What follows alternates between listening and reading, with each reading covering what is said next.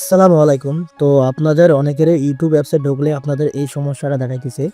তো এই সমস্যাটা দেখার কারণে আপনি কোনো ভিডিও দেখতে পারতেছেন না। এটার কারণে আপনাদের অনেক ধরনের প্রবলেম হইতেছে।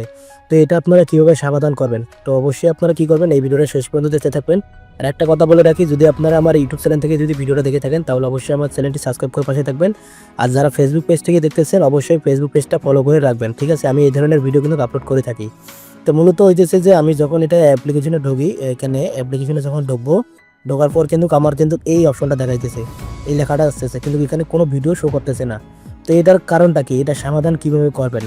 তো একটাই সমাধান, যেটা হলো আপনারা যখন এটা ক্লিয়ার ডাটা করেন, যখন আপনারা এটা ফেসবুক ইউটিউবের যতগুলো নোটিফিকেশন আছে, ইউটিউবের যতগুলো ডাটা আছে সেগুলো যদি ক্লিয়ার করেন, ক্লিয়ার করার পর যখন আপনারা এখানে ঢোকেন তখন আপনাদের এই সমস্যা দেখায়। এমনকি আপনি যখন নতুন একটা জিমেল দিয়ে অ্যাকাউন্ট ক্রিয়েট করেন, যখন আপনারা ইউটিউব অ্যাপসে ঢোকেন নতুন একটা জিমেল ক্রিয়েট করে, তখন কিন্তু আপনাদের এই সমস্যাটা দেখাতে পারে।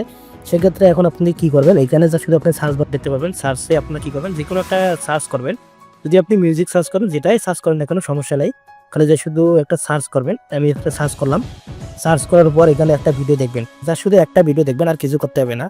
আমি সাপোজ একটা ভিডিও দেখতেছি, মিউজিক লিখলাম, সাপোজ আমি এই ভিডিওটা দেখব। তো এই ভিডিওটা দেখার পর কিছুক্ষণ দেখার পর এটা এখন আপনারা কি করবেন, কেটে দেবেন। ঠিক আছে? তো আমি এটা দেখতেছি একটু দেখার পর তারপর আমি এটা কেটে দেবো।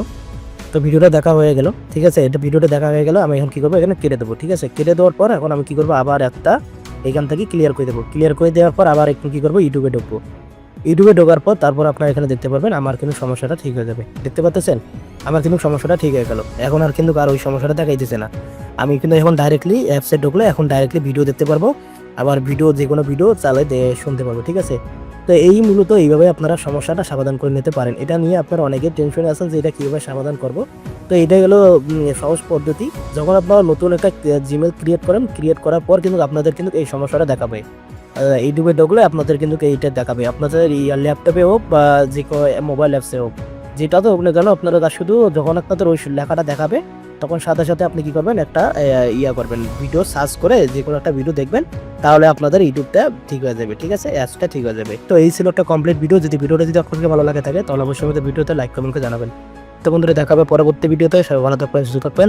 আল্লাহ হাফেজ।